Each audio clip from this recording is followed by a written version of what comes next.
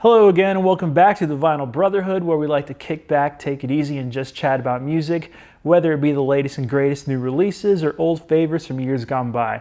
Today it's our genuine pleasure to review a recent favorite by England's very own Arctic Monkeys. It's going to be a great time, so get comfortable, and we'll start momentarily.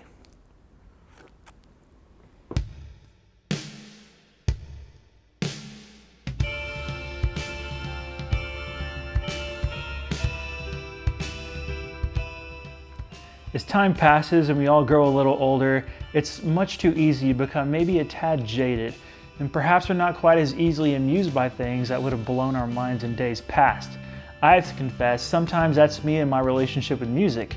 These days, albums that feel wholly original and reinvigorate that same passion for music I once had seem to be fewer and farther between.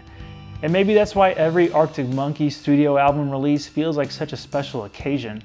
It's hard to believe, but these lads from Sheffield have been around for something around 20 years by now, and they became very early on a major force in the indie rock scene as critical darlings and a favorite of music journalists everywhere. And since the mid-2000s, they've proved that they're more than just a media buzz band. Their days of distinctly British blue-collar post-punk are long gone, and since then they've been pretty much just trying every good thing to come from Los Angeles, California pop music. They've shown great longevity as a unit, and their entire catalog has aged extremely well in my opinion. Every release has seen the Monkeys reinventing themselves and exploring uncharted territory. As a follow-up to the fan favorite album AM, their sixth record, Tranquility Bass, Hotel and Casino, sees the band all but abandoning the Los Angeles R&B inspired sound in favor of a direction that many initially found somewhat alienating. More on that in a second, but first let's take this LP over to the record player and give it a little spin.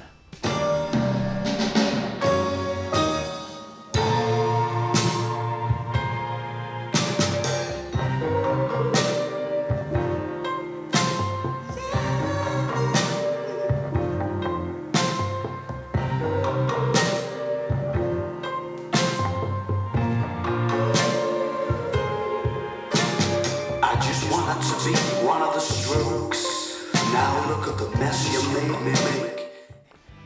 Behold the artwork for Tranquility Bass, Hotel and Casino, featuring a mock-up of said hotel and casino as constructed and photographed by lead singer, piano man, and guitarist Alex Turner. Here's a little more.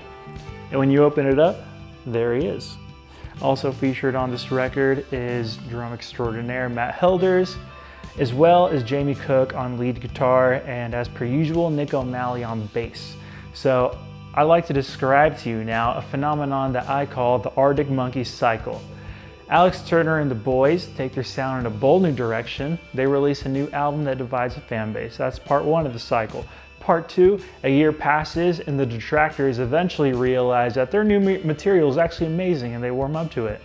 Part three, the album eventually becomes regarded as a classic for the ages. And finally, part four, the Arctic Monkeys proceed to drop that creative direction like a sack of potatoes and move on to something completely different. I saw it happen with Humbug, I saw it happen with AM, and I just saw it play out again with Tranquility Bass. Now, speaking of detractors, don't hate me, but I personally wasn't too impressed with AM. And while I certainly enjoy it, I never found it to be as inspired as their previous work.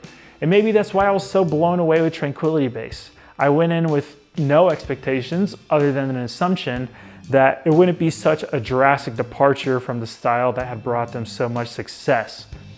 I vividly remember my first listen through this record with my mouth slightly ajar in amazement as I took in the first moments of Star Treatment, the opening number. I wasn't sure what to make of Alex's sing-talking vocal delivery at first. He goes full Leonard Cohen on several tracks, but certainly doesn't deprive us of the beautiful vocal melodies in the process. His work really shines on Star Treatment, a song that I can talk about for forever, as he croons through an immensely entertaining lyric about a washed-up lounge singer pondering the glory days as he navigates his way through his futuristic life. So if I were to describe it another way, I'd just say, imagine Sunset Boulevard up in outer space as directed by Stanley Kubrick, and that should give you a pretty good idea of what this album is supposed to feel like. Start treatment is extremely effective in how it sets up the record. We have our thematic setting in place, of course, but the music also provides us with the necessary context. To my surprise, the guys have bailed on their usual guitar-driven approach in favor of a vast array of lush, sci-fi influenced keyboards, lounge pianos, and vintage organs. To my knowledge, the compositions were largely written on piano by Alex, and that makes sense as these are heavily and pleasantly layered tracks with the varying elements just piled on top of like chord progressions as brought to us by the piano. I should be clear about one thing though, there is still a generous serving of heavily modulated and fuzzed out glam guitars all over Tranquility bass. I'm particularly fond of the 60s West Coast bass guitar sound as well, so don't let anyone make the argument that there aren't guitars on this thing. Please direct them to the solo on 1 Point Perspective. It really does sound quite pleasant over the Muzak keyboards. I said earlier the Arctic Monkeys had left behind the R&B influence, and that's probably not entirely true. There's definitely some of that to be found throughout, mostly in the rhythm section, but I'd probably refer you to the title track or songs like Science Fiction or Bat Phone. And there's also plenty of classic pop influence as well. David Bowie comes to mind, and I always felt that Golden Trunks was a little reminiscent of the classic Beach Boys song Feel Flows. And those verses on Monster Truck Front Flip sound super Pet Sounds-ish with the percussion and those little drum rolls. In any case, the mid-century production standards are all over this project, practically guaranteeing a timeless aesthetic. They dress it all up to feel very cinematic, and yet, dare I call it quaint? Some of that comes by way of the arrangements, and I have heard this album so grotesquely dismissed as elevator music. Pish posh, that's nonsense. Tranquility Bass is a loose-ish concept record that satirically explores life at a resort on the moon, long after a series of dystopian events on Earth, mostly political in nature. Lyrically, Alex is in top form. His brilliant way with words has always been a big selling point when it comes to Arctic Monkeys, and this time he brings us such gems as the following from Bat Phone. It's the big night in Tinsel City. Life became a spectator sport. I launched my fragrance called Integrity. I sell the fact that I can't be bought. His lyrics ooze with an irresistible charm and seemingly endless wit as he muses over politics, life in space, technology, and being a famous person. He discusses the success of a particularly well-reviewed taqueria on the now colonized moon in the single 4 stars out of 5.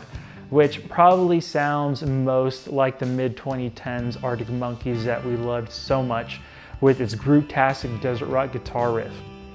It serves as a great example of this album's relationships with minimalism and maximalism, as this song sort of features the best of both worlds. It starts pretty stripped back in true 2013 AM style and eventually culminates into this grandiose no-holds-barred finale in the Tranquility Bass house style with a wall of harmonies and this swirling mass of synths and fuzz guitar.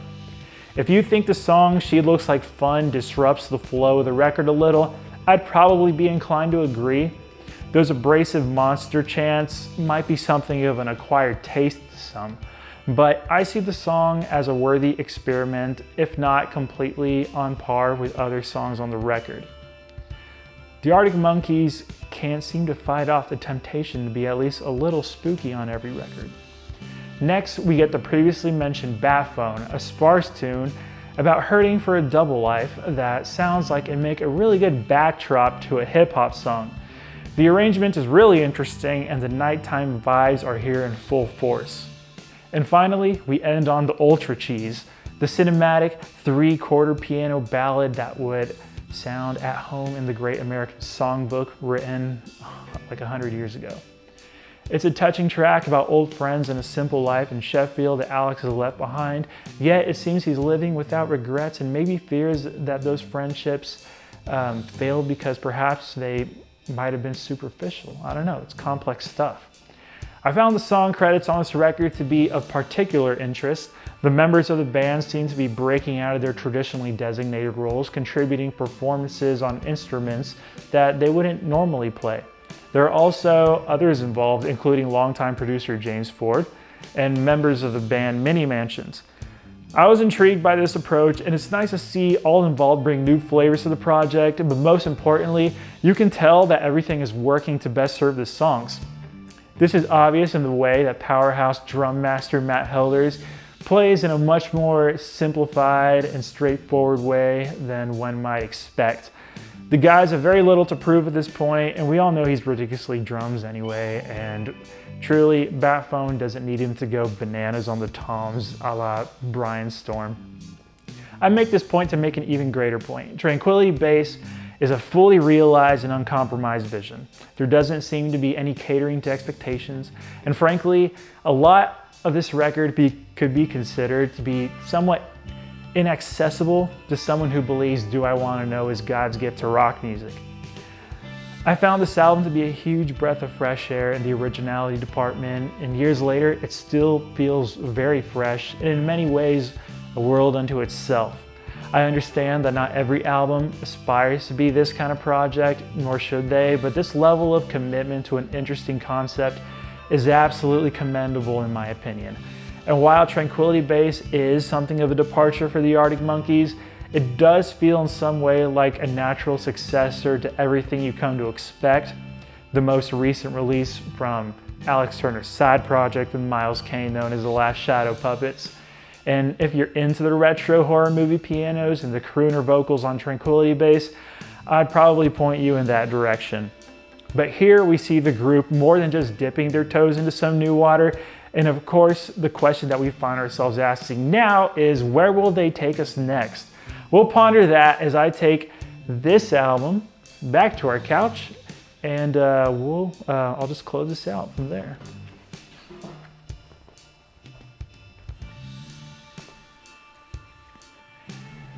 If you can't tell, I'm something of a Tranquility Bass enjoyer, and I believe it's very much a textbook instant classic, and I don't say that lightly. It is pretty different, but I'd encourage you to give it a shot, and I hope I was able to accurately describe the vibe of this grand work. It's still unmistakably an Arctic Monkeys album. Everything you loved about them over the years is still intact here, though perhaps in a tad more subtle way.